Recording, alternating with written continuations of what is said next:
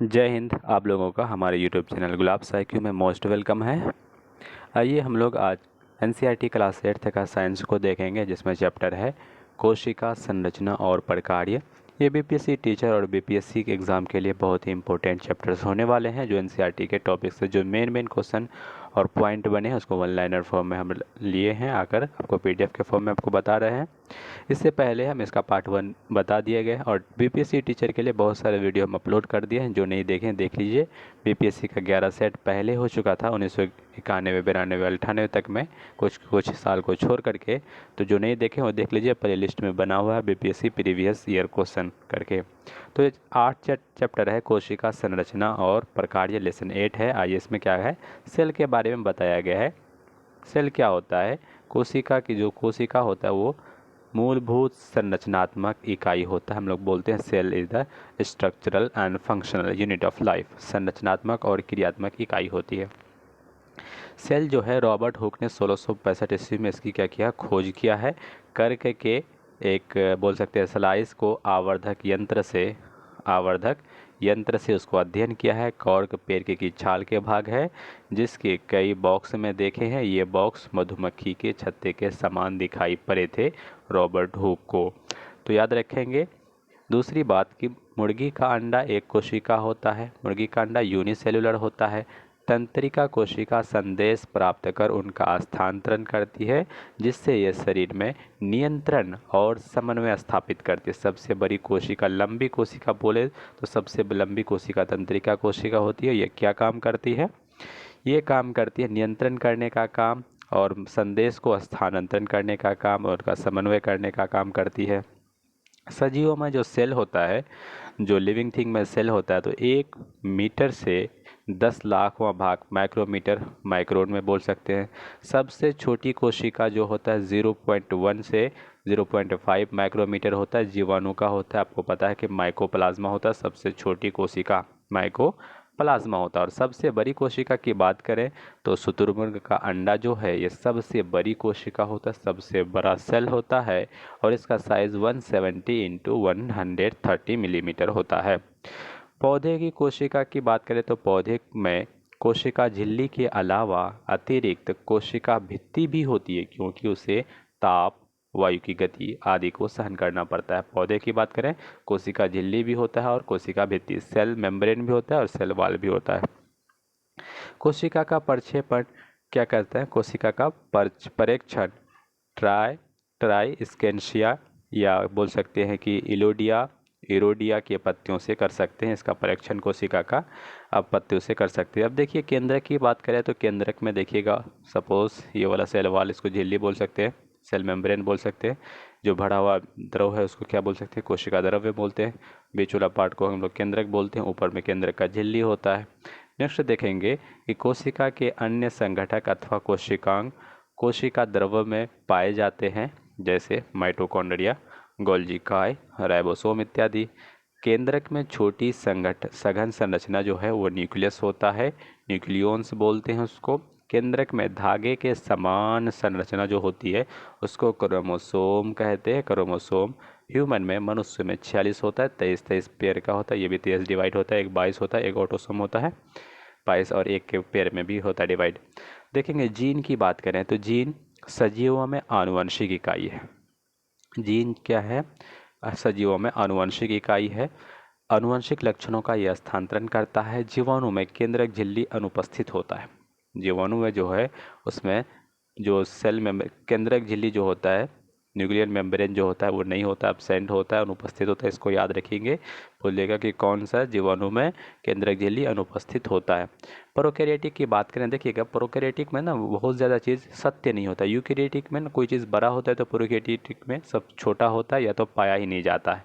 तो केंद्रक झिल्ली एब्सेंट होती है, नहीं पाया जाता है। जैसे जीवाणु, बीजीए, ब्लू ग्रीन एल्गी होता है वो प्रोकैरियोटिक होता है। छोटे जीव होते हैं, उतना डेवलप्ड नहीं होते। लेकिन यूकैरियोटिक में सब चीज़ सत्य होता है, जैसे मैन, काऊ, कैट इसका एग्जाम्पल है, यूकैरियोटिक हैं, यूकैरियोटिक जीव हैं। अब देखिएगा सेल मेम्ब्रेन और प्लांट सेल और एनिमल सेल में थोड़ा डिफरेंस है। क्या है? देखिएगा इसमें कोशिका भित्ति पाई जा रही है। अगर इसमें रिक्तिका पाई जाएंगी तो रिक्तिकाएँ बड़ी पाई जाती है, इसमें रिक्तिकाएँ छोटी पाई जाती है। इसमें कोशिका झिल्ली भी है तो ये प्लांट सेल है, ये पादप सेल है। ये कौन सा सेल है? पादप कोशिका है की बात कर रहे हैं। इसमें केंद्रक देखिएगा और ये वाला केंद्रक देखिए, इसमें भी कोशिका द्रव्य है। आइए इन दोनों में डिफरेंस देखें कि पादप सेल और प्लांट सेल में क्या क्या अंतर है, डिफरेंसेस हैं। कोशिका भाग में बात करें और पादप कोशिका और जंतु कोशिका को हमने कॉलम बनाया है, तो देखेंगे कि कोशिका झिल्ली पादप कोशिका में होती है और जंतु कोशिका में भी कोशिका झिल्ली होती है।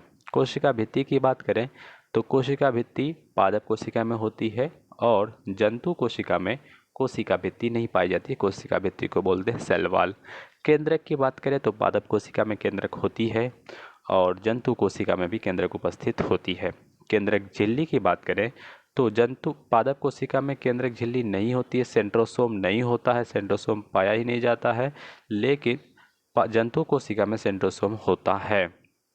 कोशिका द्रव्य की बात करें तो कोशिका द्रव्य जो है लाइसोसोम इसमें नहीं पाया जाता है और इसमें लाइसोसोम पाया जाता है। प्लास्टिड की बात करें तो पादप में होता है, लेकिन जंतु कोशिका में जैसे ह्यूमन है, ह्यूमन में प्लास्टिड नहीं पाया जाता है। रिक्तिकाएं बात करते हैं तो पादप की रिक्तिकाएं, पादप कोशिका की रिक्तिकाएं बड़ी होती है, जंतु कोशिका की रिक्तिकाएं छोटी होती है। आपको हम फिगर में भी दिखाए रिक्तिका जिसको देखिए, रिक्तिका कितनी बड़ी दिखाई दे रही है, यहाँ पर कितनी छोटी दिखाई दे रही है। ये रिक्तिकाएं छोटी होती है, ये डिफरेंस था, याद रखेंगे। कोशिका भित्ति और कोशिका झिल्ली पादप कोशिका में दोनों रहता है, लेकिन इसमें सिर्फ कोशिका झिल्ली होता है जंतु कोशिका में।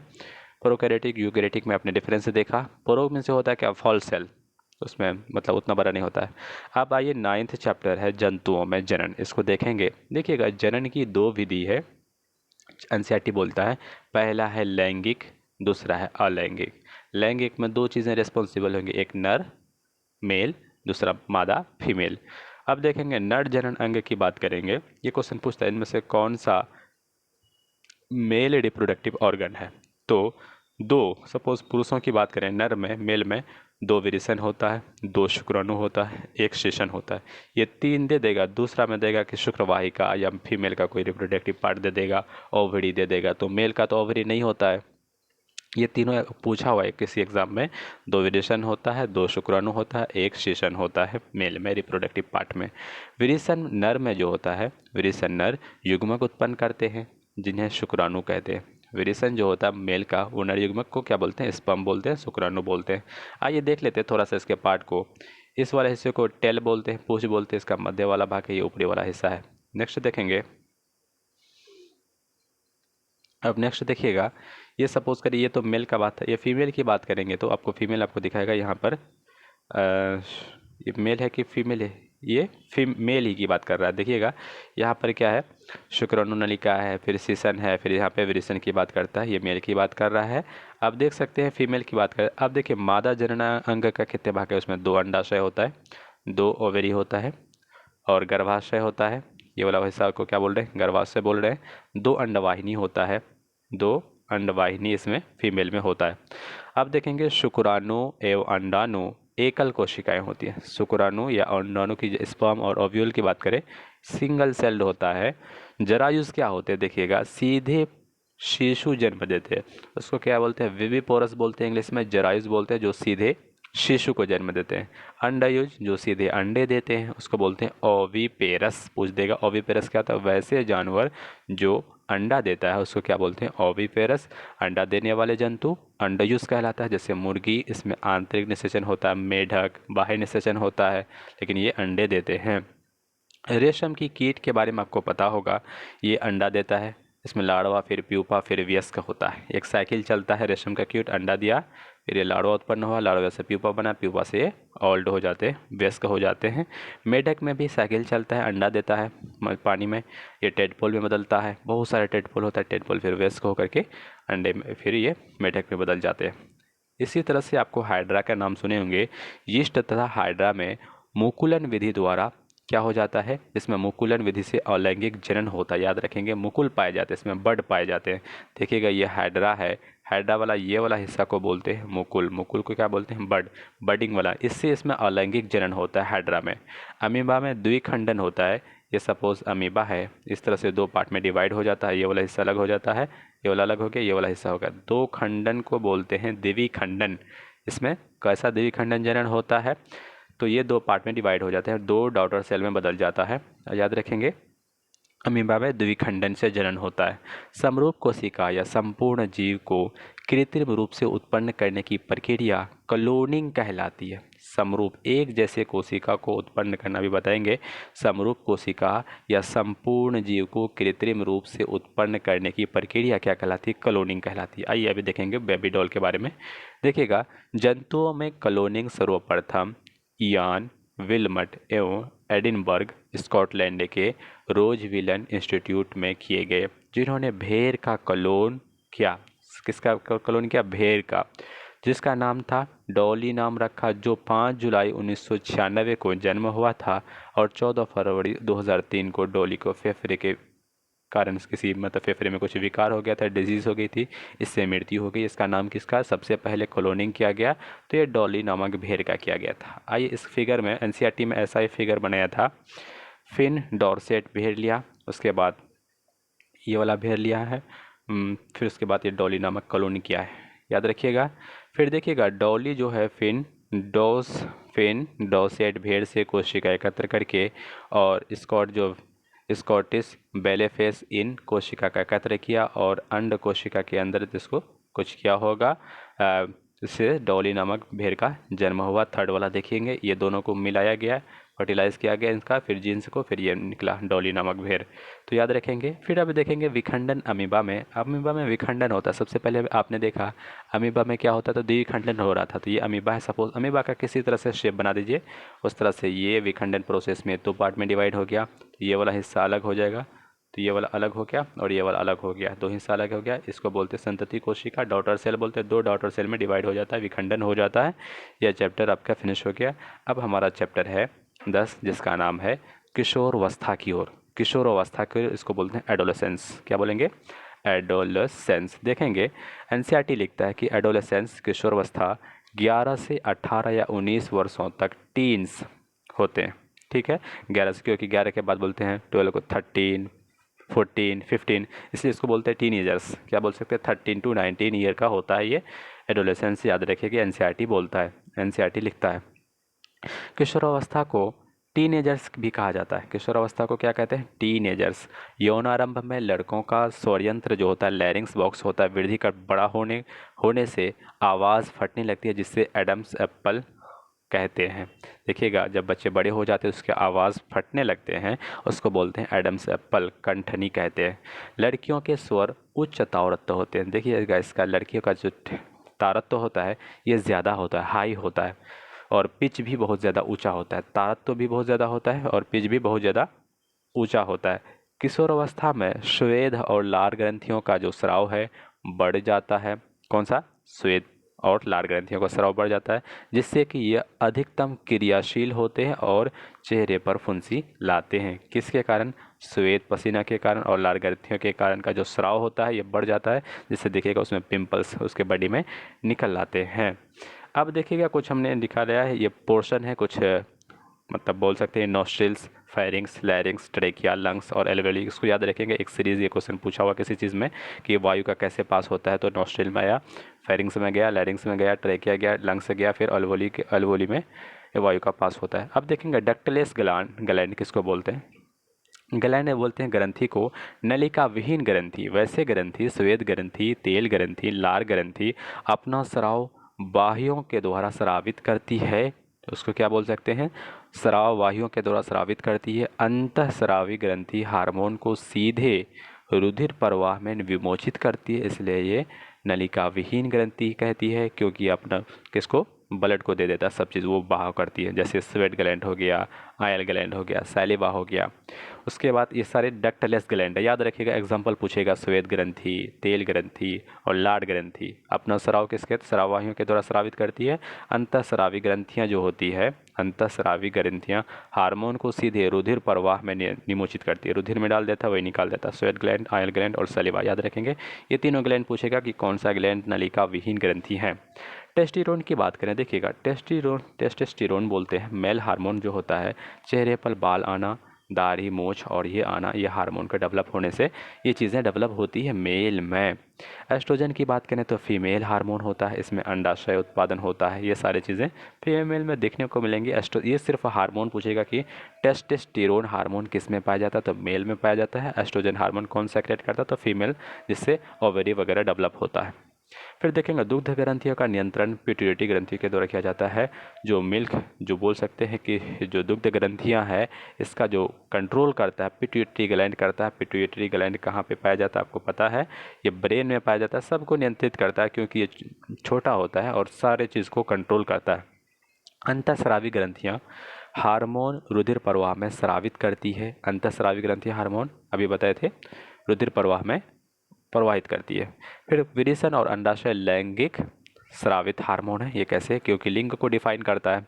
फिर देखेंगे पीयूष ग्रंथि से स्रावित हार्मोन जननांगों को टेस्टोस्टेरोन नर हार्मोन तथा एस्ट्रोजन को स्राव को उद्दीपन करता है, स्टिमुलेट करता है। कौन सा हार्मोन, तो बोल सकते हैं पीयूष ग्रंथि। देखिएगा जो रुधिर प्रवाह में स्रावित किया जाता है तथा शरीर के विभिन्न भागों में लक्ष्य स्थल तक पहुंचा जाता है। फिर यहाँ पे पहुंच गया अपने लक्ष्य स्थल तक, तो यौन आरंभ के समय शरीर में परिवर्तनों को उद्दीपित करता है। पहला ऋतुस्राव यौनारंभ में होता है। याद रखिएगा पहला जो ऋतुस्राव होता है यौनारंभ युवावस्था में होता है, जिसे रजोदर्शन कहते हैं। इसको क्या बोल सकते हैं, रजोदर्शन। जो ऋतुस्राव 10 से 12 ईयर्स में शुरू होता है और 45 से 50 साल में ख़त्म हो जाता है। याद रखिएगा 10 से 12 ईयर में ऋतुस्राव होना शुरू हो जाता है, जिसको बोलते हैं मेंस्ट्रुअल साइकिल। अब देखेंगे रजोनिवृत्ति क्या होता है। मेंस्ट्रुअल साइकिल ऋतुस्राव का रुक जाना को बोलते हैं रजोनिवृत्ति। उधर था रजोदर्शन शुरू होना, रजोनिवृत्ति खत्म होना ऋतुस्राव का, मेंस्ट्रुअल साइकिल का। केंद्रक में 23 जोड़े गुणसूत्र होते हैं। इनमें से एक जोड़ी एक्स तथा वाई को लिंग गुणसूत्र कहते हैं। इसको क्या बोलते हैं, हम अभी आपको बताए थे। हमारे पास 46 गो गुणसूत्र होता है। ये भी 2 पार्ट में डिवाइड होता है। 23 का होता है, 23 का। उसके अलावा तो 23 भी 2 पार्ट में डिवाइड होता है, एक 22 और एक लिंग जैलून। इसको बोलते हैं ऑटोसोम, इसको लिंग हार्मोन बोल रहे हैं, याद रखिएगा।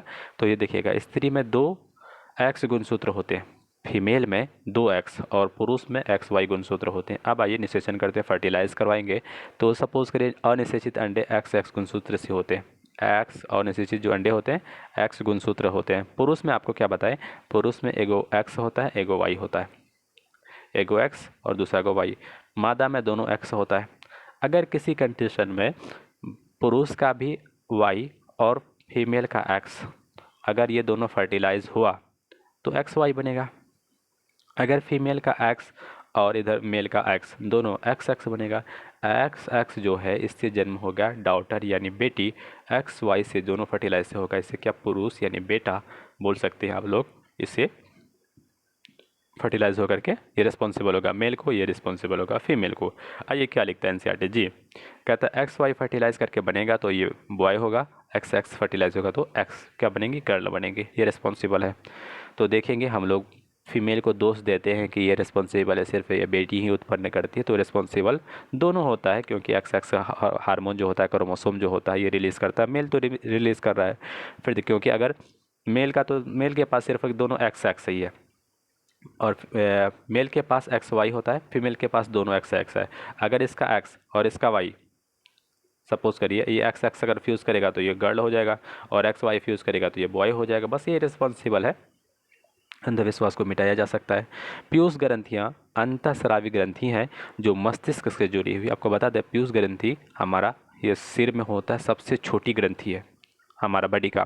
पीयूष ग्रंथि विरेचन, अंडाशय, थॉराइड, अग्नाशय, एड्रिनल ग्लैंड अंतःस्रावी ग्रंथियाँ हैं। देखेंगे पीयूष ग्रंथि इसको क्या करती है, ये अंतःस्रावी ग्रंथि है। पीयूष ग्रंथि हो गया विरेचन से निकलने वाला, अंडाशय से निकलने वाला, और थायराइड ग्लैंड हो गया, अग्नाशय ग्लैंड हो गया, इंडोक्राइन ग्लैंड। एग्जाम्पल पूछेगा तो ये बता दीजिएगा, पीयूष ग्रंथि, विरेचन और अंडाशय से जितने से भी सेक्रेट हो रहा है वो कौन सा है, अंतःस्रावी ग्रंथियाँ हैं।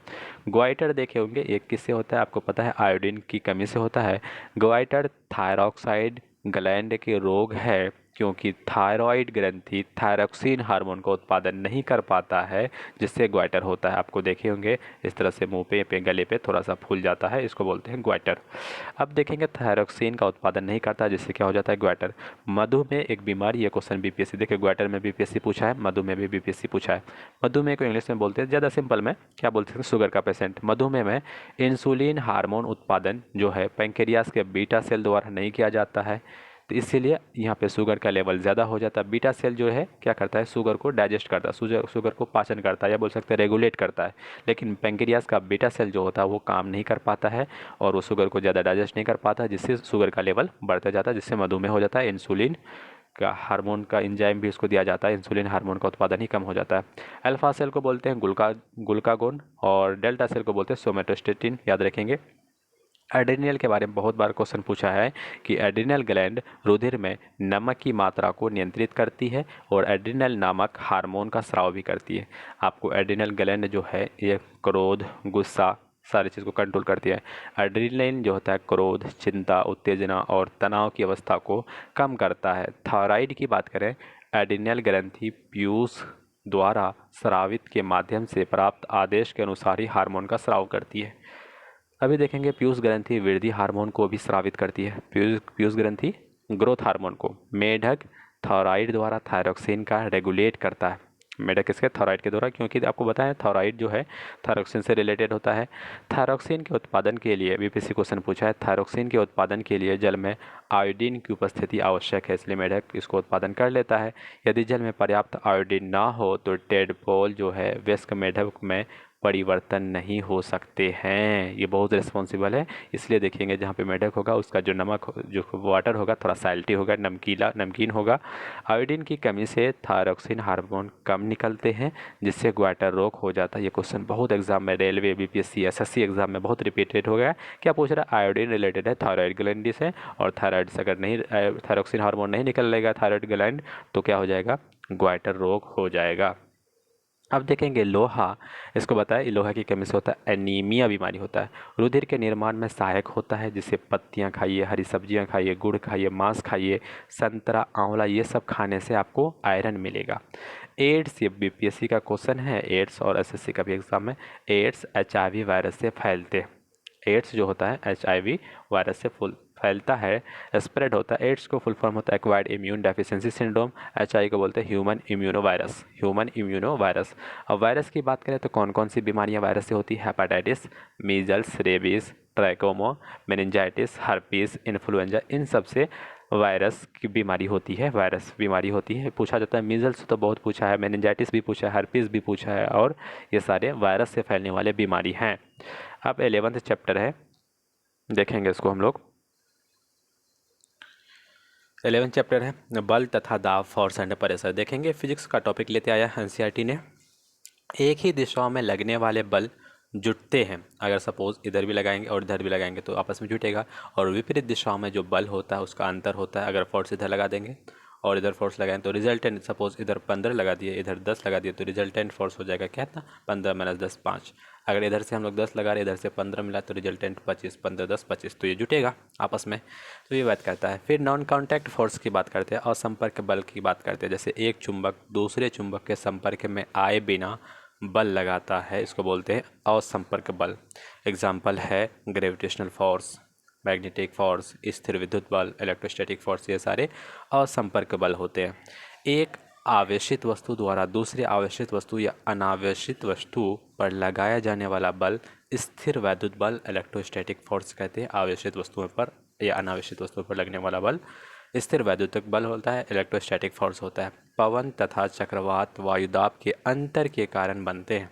पवन तथा चक्रवात वायुदाब के अंतर के कारण होते हैं। आपको बताया चक्रवात में बीच में वायुदाब कम होता है, लेकिन बाहर से वायुदाब बहुत ज़्यादा होता है। बराबर बलों में पृष्ठ के क्षेत्रफल कम होने से दाब अधिक लगता है। बराबर बलों में पृष्ठ क्षेत्रफल कम होने से दाब अधिक लगता है, ये बात सही है। अब जैसे सपोज दलदली वाला एरिया में देखे होंगे, अगर सीधे पैर से खड़े होते हैं तो आप क्या होता है, नीचे जाना शुरू हो जाते हैं। लेकिन एरिया बढ़ा देते हैं, उसी जगह हम लोग कोई लकड़ी रख दें, कोई एरिया क्षेत्रफल बहुत विस्तार कर दें, तब रखेंगे तो आप नीचे कम जाएंगे। इसलिए कहता है कि क्षेत्रफल बड़ा होगा तो दाब कम लगेगा, क्षेत्रफल कम होगा तो दाब ज़्यादा लगेगा, प्रेशर ज़्यादा लगेगा। अभी देखिएगा, बलों के नुकीले सिरे का क्षेत्रफल उसके शीर्ष की अपेक्षा बहुत कम होने से लकड़ी में प्रवेश कर जाती है।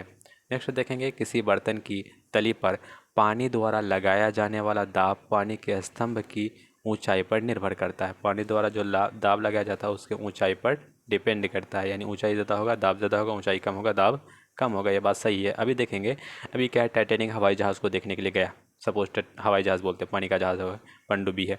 टाइटैनिक हवाई जहाज़ को यहाँ पे टाइटैनिक जहाज़ थी, यहाँ पर इंटर लोग गए, पाकिस्तान के भी कुछ लोग गए, पर बड़े बड़े उद्योगपति बहुत रुपया देने वाले हैं, तो वो लोग गए देखने के लिए कि टाइटैनिक का जो मलबा है कैसा है। यहाँ पे बहुत ज़्यादा पानी भरा हुआ था। ये करंट अफेयर है। ये कोयटा गया है, कंपनी अमेरिकन कंपनी ही है। ये गया था अंदर देखने के लिए, यहाँ पे बहुत ज़्यादा प्रेशर लगा, ये ब्लास्ट करके ये फट गई। सारे आदमी यहाँ पे डेड हो गए, 4-5 आदमी था, सारा डेड हो गया। क्यों? क्योंकि यहाँ पे सबसे ज़्यादा पानी के नीचे गया होगा, हाइट ज़्यादा होगी, ऊंचाई ज़्यादा होगी, तो प्रेशर भी ज़्यादा, फोर्स भी ज़्यादा, हर तरफ से चारों साइड से, तो ये ब्लास्ट कर गई। नेक्स्ट देखेंगे, टॉर्पीडो था।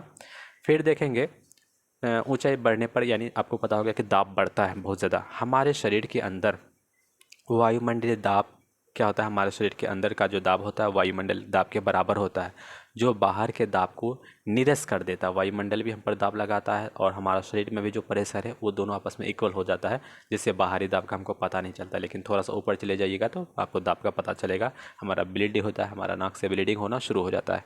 ऑटो वॉन जर्मनी के वैज्ञानिक ने बर्तन से वायु बाहर निकालने के पंप का आविष्कार किया। क्या किया है? ऑटो वॉन के वैज्ञानिक ने बर्तन से वायु बाहर निकालने के पंप का आविष्कार किया है।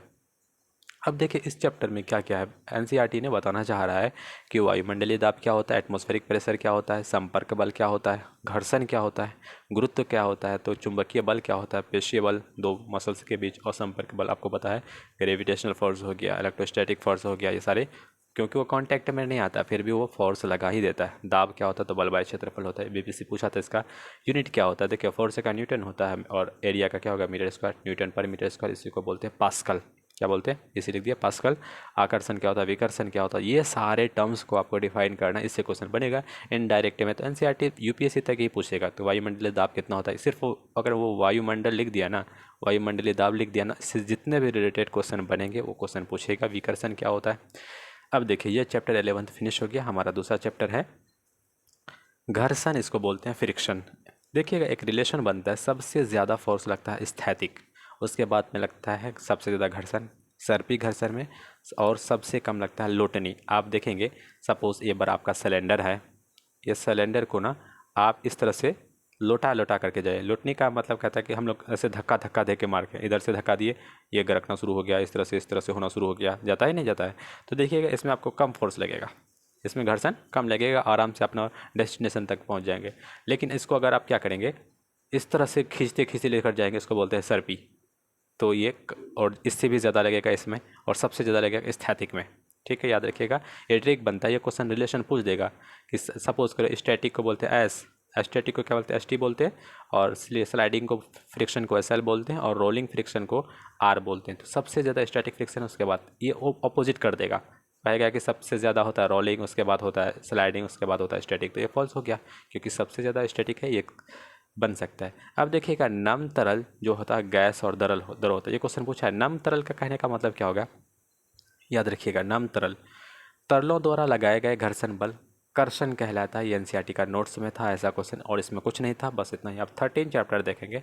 ये ध्वनि, ये ध्वनि इतना इम्पोर्टेंट है, साउंड जो चैप्टर है, इससे हर एग्ज़ाम में क्वेश्चन पूछता है। आप देख लीजिए हमारा बीपीएससी का प्रीवियस ईयर क्वेश्चन इसमें, क्योंकि आपको बता दिया जाएगा कि Audible sound, non Audible, ultrasonic sound क्या होता है और रेंजेस क्या होती हैं, इससे हर एग्ज़ाम में क्वेश्चन बनते हैं।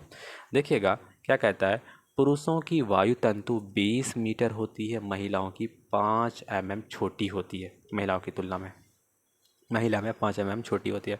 आपको बता दें महिला में पिच बहुत ज़्यादा होता है, इसलिए इसकी आवाज़ सुरीली होती है, और पुरुषों की पिच कम होता है, इसलिए थोड़ा सा फटा हुआ आवाज़ होता है, बोल सकते हैं। फटा हुआ नहीं बोल सकते ना, तो बॉयज़ लोग बुरा मान जाएंगे, लेकिन उसका आवाज़ थोड़ा सा होता है ना। आइए फिर देखेंगे आवृत्ति प्रति सेकंड। आवृत्ति का यूनिट होता है जो क्या होता है प्रति सेकंड। फ्रीक्वेंसी को बोलते हैं 1/t, एफ बराबर होता है फ्रीक्वेंसी बराबर होता है 1 by time period. 1 time period को बोलते हैं सेकंड, तो सेकंड इनवर्स बोल सकते हैं या प्रति सेकंड कंपन बोल सकते हैं, इसको फ्रीक्वेंसी बोलते हैं। ध्वनि की प्रबलता उसके आयाम पर निर्भर करता है। जब किसी कंपित वस्तु का आयाम अधिक होता है तो ध्वनि की प्रबलता अधिक होगी। आयाम मंद तो ध्वनि भी मंद, आयाम मंद होगा, स्लो होगा तो ध्वनि भी मंद होगा। अब आइए देखिए प्रबलता, ये सीटेट का क्वेश्चन है। प्रबलता directly proportional to the square of आयाम होता है, बोल सकते हैं। सपोज अगर आयाम हम 2 रख दें तो प्रबलता 2 का स्क्वायर 4 होगा। आयाम 3 रख दें तो प्रबलता होगा 3 का स्क्वायर 9, प्रबलता 9 हो जाएगा। तो इसका आयाम के वर्गों का बराबर होता है, याद रखिएगा।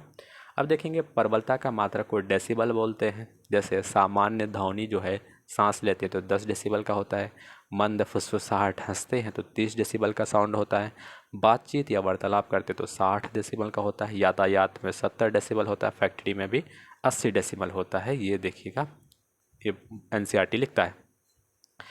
आवृत्ति जो होता है ध्वनि की तीक्ष्णता या तारत्व को कम करती है। यदि कंपन की आवृत्ति अधिक हो तो ध्वनि तीखी, आवृत्ति अधिक हो तो ध्वनि तीखी होगा। यदि आवृत्ति कम हो तो ध्वनि तारत्व कम होगा, अधरोध्वनि क्या होंगे थोड़ा सा। अतः आवृत्ति ध्वनि का निर्धारित करती है, आवृत्ति ध्वनि तारत्व को निर्धारित करते, या बात याद रखेंगे। ये बस सिंपल कह रहा है कि जो आवृत्ति है ना ये तारत्व से रिलेटेड है। आवृत्ति अधिक तारत्व अधिक, आवृत्ति कम तारत्व कम। नेक्स्ट है अब ऑडिबल, हमने आपको बताया था ऑडिबल साउंड जो होता है 20 हर्ट्ज जैसे 20,000 हर्ट्ज, ये सुनने लायक बोलते हैं, उसको बोलते हैं श्रव्य ध्वनि। बहुत बार क्वेश्चन पूछा है। नॉन ऑडिबल इसको बोलते हैं अश्रव्य ध्वनि। 20 हर्ट्ज से कम को बोलते हैं नॉन ऑडिबल। और हम लोग मनुष्य किस में होते हैं, मनुष्य 20 हर्ट्ज से 20,000 हर्ट्ज के बीच ही सुन सकता है, उससे कम ही सुन सकता है। तो हम लोग श्रव्य ध्वनि को ही सुन सकते हैं, लेकिन कोई अश्रव्य ध्वनि हम लोग नहीं सुन सकते। कौन सुनेगा, चमगादड़ वगैरह सुन सकता है, बिल्ली कैट, और आपको डॉग वगैरह सुन सकते हैं। अल्ट्रासोनिक 20,000 से एवव इसको बोलते हैं अल्ट्रासोनिक। कहाँ पे यूज़ होता है, अल्ट्रासाउंड में यूज़ होता है, पुलिस की सिटी में यूज़ होता है, कुत्ता चमगादड़ ये सब सुन सकते हैं अल्ट्रासोनिक साउंड को। फिर देखेंगे शेर, अनिद्रा, उच्च रक्तचाप और चिंताएं। शोर जो होती है, सपोज शेर हम पढ़ दिए, माफ़ करिएगा, शोर जो होता है इससे अनिद्रा होंगी, उच्च ताप, हाई ब्लड प्रेशर, टेंशन्स होंगे।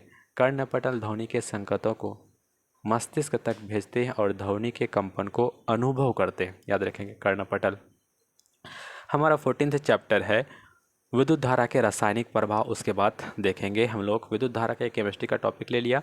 1800 में विलियम निकलसन ने दिखाया कि जब इलेक्ट्रोड जल में डूबा हो तो विलयन में विद्युत धारा प्रवाहित होता है। ऑक्सीजन के बुलबुले और बैटरी के धन टर्मिनल तथा हाइड्रोजन के नेगेटिव टर्मिनल उत्पन्न होते हैं। कॉपर सल्फेट जो होता है CuSO4 होना चाहिए, वो छूट गया है। विद्युत धारा प्रवाहित करने पर कॉपर और एक सल्फेट में बदल जाता है। कॉपर बैटरी का नेगेटिव और सल्फेट अब देखेंगे ये चैप्टर था, इतना ही फिनिश हो गया। अब LED की बात करें तो नेगेटिव और पॉजिटिव होता है, या बैटरी की बात करेंगे तो पॉजिटिव जुड़ने वाले लंबे तार, नेगेटिव लाइट एमिटिंग डायोड होता है LED का फुल फॉर्म। कुछ प्राकृतिक घटनाओं को देख लेते हैं हम लोग सपोज, तो ये किसको फिजिक्स का चैप्टर बोल सकते हैं, टॉपिक बोल सकते हैं। बादलों में आवेश एकत्र होने से त्वरित पैदा होती है। क्या होती है, त्वरित पैदा होती है। फिर क्या कहते हैं, USA के 1752 में बेंजामिन फ्रैंकलिन ने दर्शाया कि त्वरित प्राकृतिक घटनाएं होती है। बिजली चमकने का यह क्या है, एक प्राकृतिक घटना है। रेशम से रगड़ने पर कांच की छड़ धनावेशित होती है। रेशम से रगड़ने पर उत्पन्न आवेश स्थैतिक होता है, स्टैटिक होता है। अभी आपको पता है स्थैतिक फोर्स क्या होता है। ऋणात्मक तथा धनात्मक आवेश मिलते हैं तो प्रकाश की चमकीली धारियाँ और ध्वनियाँ उत्पन्न होती है, जिसे विद्युत विसर्जन कहते हैं। विद्युत विसर्जन की प्रक्रिया 2 अथवा अधिक बादलों के बीच, बादलों तथा पृथ्वी के बीच होती है। पॉजिटिव और नेगेटिव मिलता है तो विद्युत विसर्जन होता है। याद रखेंगे BPSC क्वेश्चन पूछा है कि 26 जनवरी 2001 को सबसे बड़ा भूकंप आया था, कहाँ पे, भुज में। और 8 अक्टूबर 2005 को जम्मू कश्मीर में उरी में भी भूकंप आया है। 26 दिसंबर 2004 को हिंद महासागर में भूकंप आया है। और भूपरपट्टी में सबसे गहरी में भूस्पंदन आते हैं, प्लेट्स के टकराने से भूकंप आते हैं, ये NCERT लिखता है। अब देखेंगे ये सारे कुछ टॉपिक्स थे। कि भूपर्पटी है, सपोज ये क्रस्ट है, ये मेंटल है, ये हमारा कोर है, सबसे ऊपर वाला क्रस्ट, उसके बाद बीच वाला मेंटल, तीसरा वाला कोर है। याद रखें कि भूकंप के क्या कारण होते हैं, प्लेट्स आपस में टकराते हैं, अल्फा किंड होता है, फिर नाभिकीय विस्फोट होता है और ज्वालामुखी से उत्पन्न हो सकता है भूकंप। इतनी बातें याद रखेंगे। प्लेट्स कैसे होते हैं, देखिए प्लेट्स ऊपर जा रहा है करोड़, ये वाला करोड़ देखिएगा नीचे हो रहा है, तो इस तरह से प्लेट रगड़ती हैं, इस तरह से भूकंप आता है। टकराती हुई प्लेट देखिएगा किस तरह से टकरा रही हैं। प्लेट की सीमाएं जहां दुबली होती है वहीं भूकंप आते हैं, अतः इन क्षेत्रों को भूकंपीय क्षेत्र या भ्रंश क्षेत्र कहते हैं। जम्मू कश्मीर, पश्चिमी तथा केंद्रीय हिमालय, कच्छ का रण, राजस्थान, सिंधु गंगा का क्षेत्र ये भूकंपीय क्षेत्र हैं। भूकंपीय में जैसे सपोज करो ये भूकंप का केंद्र है, फोकस बोलते हैं इसको, अधिकेंद्र बोलते हैं, और ये भूकंप का इतना एरिया को भूकंपीय क्षेत्र बोला गया है। अब याद रखेंगे रिक्टर पैमाना, देखिएगा रिक्टर पैमाना क्या होता है, इसमें एनसीईआरटी बीपीएससी में क्वेश्चन पूछा है। और भूकंप लेखीय सिस्मोग्राफ एक ग्राफ के फॉर्म में रिप्रेजेंट करता है। और आपको बता दें, देखिएगा ये इंडियन प्लेट है और इधर यूरेशियन प्लेट है और इधर अरेबियन प्लेट है। वैसे इंडियन प्लेट जो है यूरेशियन प्लेट से ही टकराती है, चाइना वाला हिस्सा से, इसलिए हमारा हिमालय क्षेत्र में भूकंप आता है। यहाँ पर देखिए यहाँ का माउंट एवरेस्ट ये वाला हमारा हिस्सा है और उधर यूरेशियन प्लेट है, बीच में तिब्बत का पठार है। ये दोनों प्लेट इधर से टकराती है, इंडियन प्लेट इधर से जाती है, तो तिब्बत का पठार और ऊंचा होता जा रहा है। भूकंप आती है इधर से प्रेशर, तो बीच वाला हिस्सा उठ जा रहा है। तो भूकंपीय लेखी क्या होता है, सिस्मोग्राफ। इससे क्या होता है, भूकंप का जितनी तीव्रता होती है इसको हम लोग रिकॉर्ड करते हैं। अब आएंगे, हमारा नेक्स्ट चैप्टर है प्रकाश, जिसको बोलते हैं लाइट। कलाइडोस्कोप बहुमुख, देखिए क्या था, बहुमूर्तिदर्शी होता है। कलाइडोस्कोप में एक दूसरे से किसी कोण पर रखे दर्पण द्वारा अनेक प्रतिबिंब के बनने की धारणा का इसमें उपयोग होता है। दीवारों वाले कागज़ों तथा वस्त्रों के डिज़ाइन बनाने वाले होते हैं, दीवारों वाले कागज़ों तथा वस्त्रों के डिज़ाइन बनाने वाले होते हैं। अब देखेंगे पारितारिका क्या होता है, आँख की बात करता है। एनसीईआरटी का ये होता है कि सारे एग्जाम्पल के साथ उसको जोड़ करके बच्चों को समझाया जाए। क्या लिखता है, पारितारिका नेत्र में प्रवेश करने वाले प्रकाश का नियंत्रण करती है। प्रकाश करने कौन, इंटर करने कौन देती है वो नहीं लिखता है, प्रकाश का जो नियंत्रण करती है ये कौन करता है, पारितारिका। केकरा का नेत्र छोटा होता है और चारों दिशाओं में देख सकता है। उल्लू का नेत्र बड़ा होता है, कोर्निया भी बड़ी होती है। पुतली, बड़ी पुतली ताकि नेत्र में अधिक प्रकाश मिल सके। रेटिना में बड़ी सलाएं बोलते हैं, शलाकाएँ होती है। शंकु कम होते हैं, छोटे होते हैं। दिन में पक्षियों के नेत्र में शंकु अधिक तथा शलाएँ कम होती है। दिन के पक्षियों के नेत्र में शंकु अधिक तथा शलाएँ कम होती है। लुई बरेल, इसे सीटेट बहुत क्वेश्चन पूछा है कि लुई बरेल चाक्षुष विकृति युक्त व्यक्तियों के लिए पद्धति विकसित की, जिस और 1881 ईस्वी में प्रकाशन किया। इसमें बरेल पद्धति कहते हैं। लुई बरेल किसका आविष्कार किया है, बरेल सिस्टम का, जिससे जो ब्लाइंड पर्सन है वो देख सकते हैं हाथ को छू करके। इसमें 63 बिंदु दिए हुए हैं, पैटर्न अथवा छाप है। प्रत्येक पंक्तियों में 3 बिंदु होते हैं। देखिएगा इसमें सपोज सी लिखना है तो 2 बिंदु दे दिया, उसके बाद एक डैश, फिर नीचे में डैश, एक बिंदु, फिर एक डैश, फिर एक डैश, इसको सी बोलते हैं। ए को क्या दिया, एक डॉट दिया, फिर 4 गो बिंदु डाला। टी को क्या दिया, एक गो डॉट, उसके बाद फिर 5 गो पॉइंट कर दिया, इसको सी ए टी कैट हो गया। टोटल 6 डॉट यूज़ होते हैं, उसके याद रखिएगा, और ये सी ए टी कैट हो गया। अब देखिए चेस में जो स्क्वायर होते हैं 64 होता है, और मेंडलीव का जो एलिमेंट था उसमें भी 63 था, और इसमें बरेल सिस्टम में भी 63 बोल सकते हैं। मेंडलीव और बरेल में जो नंबर थे, डॉट्स थे, टोटल तो बिंदु थे वो 63 थे। मेंडलीव में तो एलिमेंट कितना थे, टोटल 63 एलिमेंट थे। स्टोरी ऑफ माई लाइफ जो है हेलन किलर ने लिखा है, स्टोरी ऑफ माई लाइफ, लेकिन महात्मा गांधी ने लिखा my experiment with the truth, my experiment with the truth. आई का एक स्ट्रक्चर बना है, देखिएगा ये अभी यूपीएससी का जो ईपीएफओ का एग्जाम हुआ था, आई से क्वेश्चन पूछा था, हम इसमें बैठे थे। ईपीएफओ देखिएगा, इसमें दिया पक्षमाभ शैली, इसको बोलते हैं कॉर्निया, फिर इसको हिस्सा को बोलते हैं आइरिस। ये बताया पारितारिका या आइरिस से प्रकाश को नियंत्रित किया जाता है। आप देख सकते हैं जैसे धूप में जाएंगे ना आप सनलाइट में, तो आपका आँखें जो होंगी वहाँ पर मुड़ जाती है, आइरिस सिकुड़ जाती है, तो ज़्यादा दिखाई पड़ने पर उसके बाद जैसे ही आप रूम में इंटर करते हैं तो वो फैलने लगता है, इसलिए आपको देखें कुछ देर के लिए लगता है कि डिम हो जाती है। ये हमारा लेंस दिखता है, कॉन्क्सेलेव कॉन्वेक्स लेंस होता है। ये हमारा कॉर्निया है, प्रकाश तंतु पीछे दिखाई दे रहा है, यहाँ पे रेटिना है, पर क्या होता है प्रतिबिंब बनते हैं। रेटिना पर क्या लिखा है, रेटिना पर प्रतिबिंब जो होता है, इमेज कहाँ बनता है, रेटिना पर बनता है। याद रखेंगे नियंत्रण कौन करता है प्रकाश को, तो कंट्रोल करता है हमारा आइरिस। अब देखेंगे तारों का परिवार, एनसीईआरटी क्या लिखता है कि 21 जुलाई 1969 को नील आर्मस्ट्रॉन्ग ने सबसे पहले चंद्रमा पर कदम रखा। उसके बाद एडविन एल्ड्रिन ने चंद्रमा पर कदम रखा। दुनिया देखिए सबसे ज़्यादा नील आर्मस्ट्रॉन्ग को जानती है, एल्ड्रिन को नहीं जानती है। क्यों? उनकी 1 सेकंड पहले इन्होंने कदम रखा। 1 सेकंड का इतना इम्पोर्टेंट है, बताइए।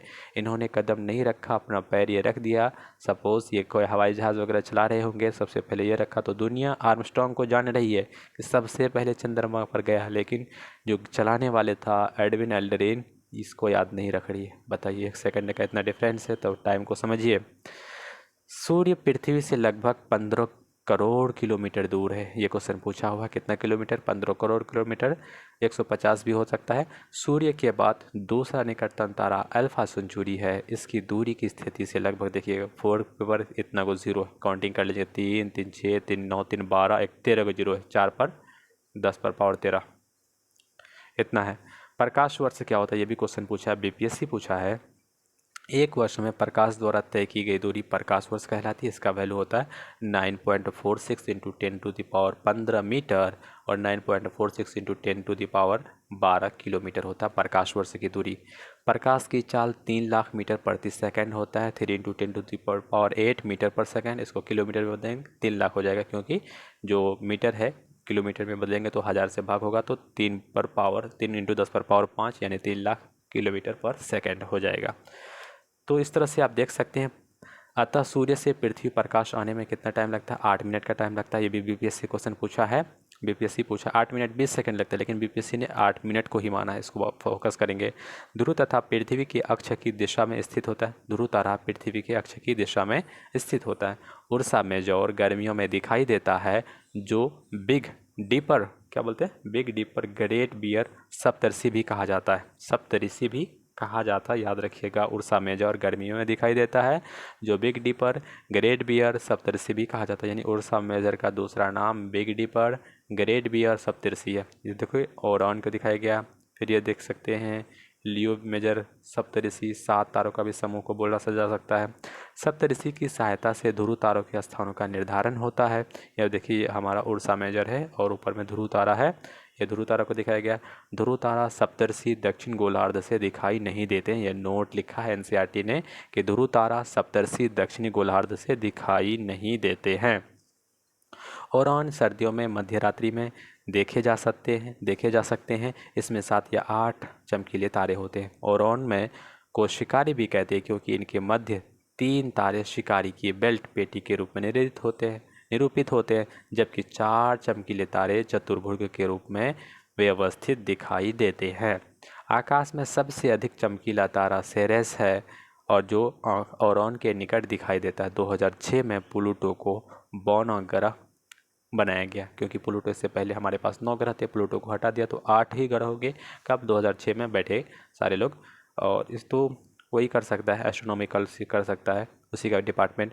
ग्रहों में प्रकाश की गति, ग्रहों में ना प्रकाश नहीं होता। जितने भी ग्रह हैं, सैटेलाइट हैं, ग्रहों में प्रकाश नहीं होता है। ग्रह या उपग्रह में प्रकाश नहीं होता, ये बात सही है। शुक्र कभी कभी सूर्योदय से पूर्व और पश्चिम में भी दिखाई देता है। इसी कारण इसे सांध्य का तारा या भोर का तारा कहते हैं। शुक्र को याद रखेंगे, वेनस को। शुक्र एवं बुध का कोई उपग्रह नहीं है। ये क्वेश्चन बीपीएससी पूछा है। शुक्र और बुध को कोई भी उपग्रह, सैटेलाइट नहीं है। पृथ्वी का है एक प्राकृतिक उपग्रह, चंद्रमा बोल सकते हैं। और मंगल ग्रह का है मंगल ग्रह का फिबोस और डेमोस, 2 ग्रह है, फिबोस और डेमोस। शुक्र यूरेनस पूर्व पश्चिम घूर्णित करता है, एंटी क्लॉकवाइज। शुक्र और यूरेनस। पृथ्वी जो है पश्चिम से पूर्व घूर्णन करता है, पश्चिम से पूर्व घूर्णन करता है।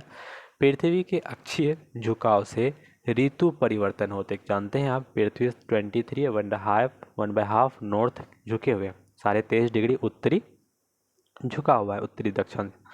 बृहस्पति आकाश से अत्यधिक चमकीला होने के कारण आकाश में आसानी से देखा जा सकता है। बृहस्पति को सबसे बड़ा ग्रह कौन है? बृहस्पति है सबसे बड़ा ग्रह। शनि जल से कम सघन है। ग्रहों में सबसे कम घनत्व किसका? शनि है। धूमकेतु लंबे सिर तथा लंबी पूंछ वाली होती है। यदि धूमकेतु सूर्य के निकट आने से पूंछ बढ़ता है तो इस पर पूंछ सूर्य पर होते हैं। एग्जाम्पल, जैसे हैले को धूमकेतु 76 वर्ष में दिखाई देगा। हेलिको 1986 में सबसे पहले देखा गया था, 76 वर्ष से दिखाई देगा। उल्का जो बोलते हैं शूटिंग स्टार को बोलते हैं। उल्का किसको नाम दिया है? शूटिंग स्टार को उल्का नाम देते हैं। उल्कावृष्टि जब पृथ्वी धूमकेतु के पूंछ से पार करती है तो उल्काओं का झुंड दिखाई देते हैं, जिन्हें उल्कावृष्टि कहते हैं। आर्यभट्ट भारत का प्रथम उपग्रह था, जिसे 1975 में भेजा गया था। इसके बाद इनसैट, IRS, धूमकेतु, कल्पना 1, एडुसेट जैसे उपग्रह को हम लोग भेज चुके हैं। नेक्स्ट देखेंगे वायु तथा जल प्रदूषण, ये लास्ट चैप्टर है, देख लेते हैं। इसमें क्या कहता है? धुएं में नाइट्रोजन जो होता है सबसे ज़्यादा होता है। धुएं में नाइट्रोजन 78% वायु में होता है, धुएं में नाइट्रोजन होता है, ये लिखता है NCERT। CFC जो होता है chlorofluorocarbon, refrigerator, air conditioner, aerosol फुआर द्वारा उत्पन्न होता है। याद रखिएगा, रेफ्रिजरेटर से CFC निकलता है, ये क्या बोल सकते हैं? ग्लोबल वार्मिंग गैसेस है। सल्फ्यूरिक एसिड और नाइट्रिक एसिड के मिलने से रिएक्शन होने से अम्ल वर्षा होती है, अम्ल वर्षा जल बनता है। ग्रीन हाउस गैस इफेक्ट की NCERT बात करता है। सूर्य उष्मा को पुनः नहीं लौटने से पृथ्वी का तापमान बढ़ता है, क्योंकि देखते हैं सूर्य से बहुत सारा जो होता है विकिरण उष्मा निकलती है, और ये हमारा पृथ्वी रिसीव जो नहीं कर पाता तो बात फिर रिपीट ऊपर जाता है फिर, लेकिन वहाँ पे वायुमंडल का फिर इधर से नीचे, तो हमारा अर्थ जो होता है ग्लोबल होता जा रहा है, गर्मी बहुत ज़्यादा उत्पन्न होता है। इसी को हम लोग क्या बोलते हैं? ग्रीन हाउस इफेक्ट बोलते हैं। विश्वव्यापी कोष WWF ने गंगा को खतरे की श्रेणी में रखा है। WWF फिर देखिएगा, गंगा का जो कार्य है परियोजना 1985 ईस्वी में गंगा एक्शन प्लान GAP हम लोग लॉन्च करते हैं, कांग्रेस का गवर्नमेंट था। ग्रीन हाउस गैसेस, हरित गृह प्रभाव में कौन कौन से गैस हैं? ये UPSC तक का क्वेश्चन पूछा है। ग्रीन हाउस गैस में सबसे ज़्यादा वाटर वेपर होता है, वाटर वेपर देखिएगा। उसके बाद होता है कार्बन डाइऑक्साइड 80%, फिर बोल सकते हैं मीथेन 10%, नाइट्रस ऑक्साइड 7%, ओजोन, फिर CFC। तो सब नहीं देखिएगा, सबसे ज़्यादा ना कार्बन डाइऑक्साइड को दिखाया गया है, जलवाष्प को सबसे ज़्यादा नहीं दिखाया गया। जलवाष्प पहले नंबर पर है, जलवाष्प होता है सबसे ज़्यादा मुख्यतः कौन है? कार्बन डाइऑक्साइड, थोड़ा सा माफ़ कीजिएगा, जलवाष्प नहीं होता, कार्बन डाइऑक्साइड दिया है इसका परसेंटेज। यहाँ तक था NCERT का साइंस का चैप्टर, सारे हमने 18 चैप्टर तक फिनिश कर दिए। अगर ये वीडियो अच्छा लगता है तो हमारे वीडियो को लाइक करिए। अगर आप हमारे चैनल पर नए हैं तो हमारे चैनल को आप सब्सक्राइब करिए। यहाँ तक बने रहने के लिए आपका बहुत बहुत धन्यवाद। हम बहुत सारे BPSC टीचर का सेट्स करवाएंगे, और जितने भी करंट अफेयर वगैरह होगा सारा हम करवाएंगे। आपका बहुत बहुत फिर से धन्यवाद। जय हिंद, जय बिहार, जय भारत।